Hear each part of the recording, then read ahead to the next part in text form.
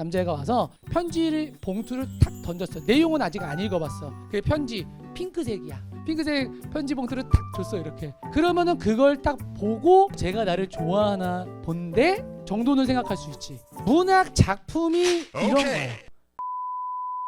오늘은 시에 대한 포괄적 이해를 좀 먼저 할게요. 이거는 니네가 아마 필기를 해야 될 거야. 필기하라고 이렇게 자리를 좀 비워놨거든. 선생님이 지금 이제 종합적으로 뭔가 개념을 좀 설명을 해줄 건데 요것만 좀 잘 이해를 해도 시를 해석할 때도 도움이 많이 돼요. 알겠지? 자, 일단은 이렇게 한번 해볼까? 자, 너는 좋아하는 만약에 여자친구가 생기면은 그러면 그 여자친구한테 선물을 뭐를 해주고 싶어? 뭐를 해주고 싶어? 마음에 딱 가지고 있던 거. 아, 나는 진짜 좋아하는 사람 생기면은 이런 거 하나 선물해줘보고 싶어. 이런 거. 왜 얼굴이 시뻘개지냐? 아, 지금 가정이야 그냥. 너무 심각해지지 말고. 반지는 왜? 아, 상징적이니까. 근데 처음부터 반지를 딱 주면은 여자가 좀 부담스럽긴 하겠다. 만약에 이제 고백을 해야 된다. 그냥 잘 모르는 상태야. 그런데 이제 뭔가 살짝 표현을 하고 싶어. 그러면은 뭐가 좋을까? 선생님 너무 올드해서 그래. 나는 내 머릿속에 뭐 있겠어? 뭐 꽃 이런 거 있을 거잖아. 그래서 약간 MG의 선물 이런 걸 내가 한번 들어보려고. 그런 경험이 없어서 슬프기까지 해. 뭐를 주면 좋을까? 여학생은 뭘 받으면 좋을 것 같아? 부담스럽지 않으면서 야 저런 건 마음을 잘 표현했어. 이런 정도. 뭐 있어? 편지. 좋았어요. 네, 편지. 자, 그러면은 편지 봉투를 머릿속에서 지금부터 그립니다. 자, 그러면 이제 얘는 아니고 어떤 남자애가 와서 편지를 봉투를 탁 던졌어. 내용은 아직 안 읽어봤어. 그 편지 핑크색이야. 핑크색 편지 봉투를 탁 줬어 이렇게. 그러면은 그걸 딱 보고 무슨 생각을 해?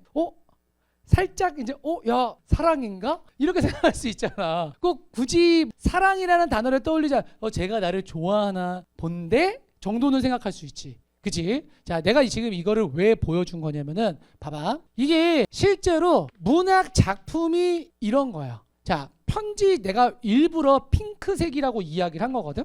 이 핑크빛 봉투라고 하는 것을 시각적으로 확인을 하면은 그러면은 작품에 대한 뭐가 나오는 거야? 이런 해석이 나와주는 거야. 자, 그래서 크게 이해를 하면 이렇게 됩니다. 봐봐. 작품이라고 하는 것은 어떻게 된다? 이거는 감각적 이미지로 구성이 되어 있어요.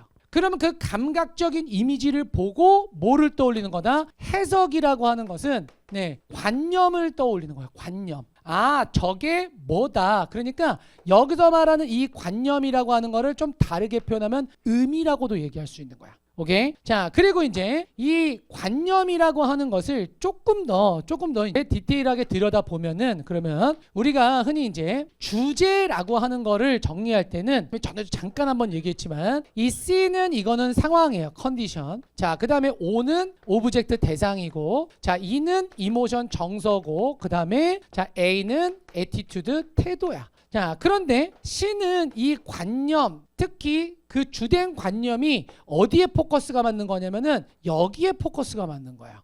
C는 뭐를 표현하는 거다? 마음을 표현하는 거야. 그런데 자, 마음을 표현할 때 봐봐. 예를 들면 지금 요거를 그대로 가져와 볼게. 야, 쟤가 나를 좋아하나 본데?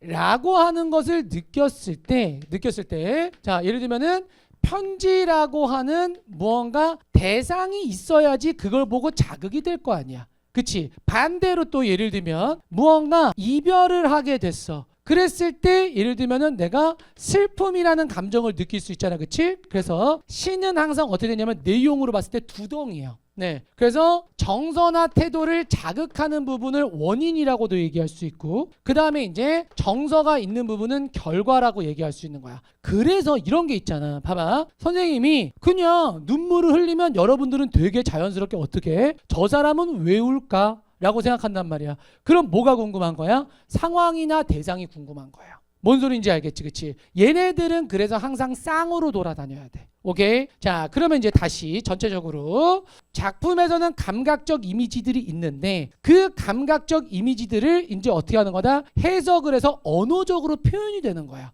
그래서 표현이 될 때는 두덩이로 일단 표현이 돼주면은 그러면은 깔끔하게 정리를 좀 해낼 수 있다라고 하는 거를 일단은 좀 알고 있어야 돼. 자, 그러면 이제 니네 여기에는 없는 시를 하나를 선생님이 지금 넣어놨거든. 우리 같이 읽어보고 한번 생각을 좀 한번 해보자.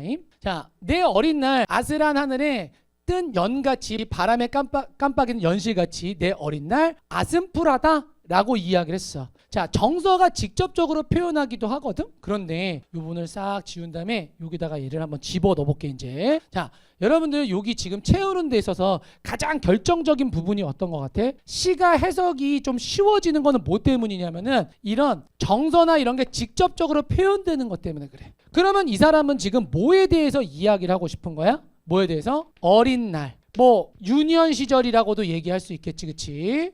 자, 그리고 아슴푸라다라고 하는 거는 뭔가 아련하고 그립다라는 이야기야. 그치? 유년 시절에 대한 그리움을 이야기를 하는데 이 사람은 감각적 이미지 중에 뭘 동원한 것 같아? 뭘 동원한 것 같아요? 연애 이미지를 동원한 거예요. 그래서 이 어린 날이랑 그 다음에 연이랑 이 사람은 지금 두 개를 비유적 관계로 엮어버린 거야. 자, 그래서 실제로 이야기하고 싶은 건 뭔 거야?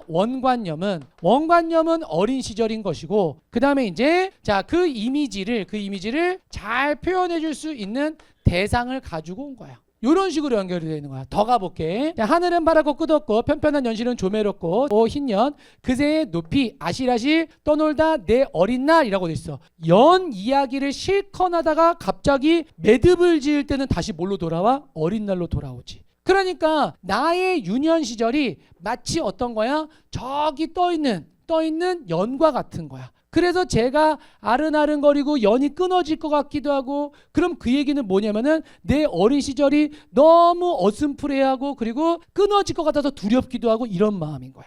오케이? 이해되시죠? 자, 그러니까 얘만 해석이 좀 잘 됐으면 얘는 그냥 공짜였어요. 이건 부연 설명이기 때문에. 그러다가 이제 바람이러 끊어지던 날 연이 그래서 이제 날아가게 된 거야. 엄마 아빠 부르고 울다 희끗희끗한 내 신랑치 서러워서 아침 저녁 나무 밑에 울다 라고 돼 있어. 그러면은 자, 정서가 뭐야? 터졌어요. 뭘로 터졌어? 슬픔으로 터졌어. 그치? 그런데 여기서 이제 중첩되는 거는 뭐냐면은 어린 시절에 연을 잃어버렸던 기억이 있어. 그런데 우리는 구도를 어떻게 짜라서 연이랑 어린 시절이랑 지금 같은 거야. 그치? 그러니까 내가 지금 느끼는 이 슬픔은 뭔 거야? 단순히 연이 없어지는 게 아니라 유년 시절이 툭 하고 끊겨서 지워지는 것 같은 느낌인 거야. 오케이? 이해되시죠? 오, 내 어린 날 하얀 옷 입고 외로이 자랐다. 하얀 넋 담고 조마조마 길가에 자 붉은 발자국 자원마다 눈물이 고이었다. 자, 그래서 그 어린 시절을 생각하면 어린 시절이 이제 지워지는 것 같아서 슬프기도 하고 자 괴로운 거예요.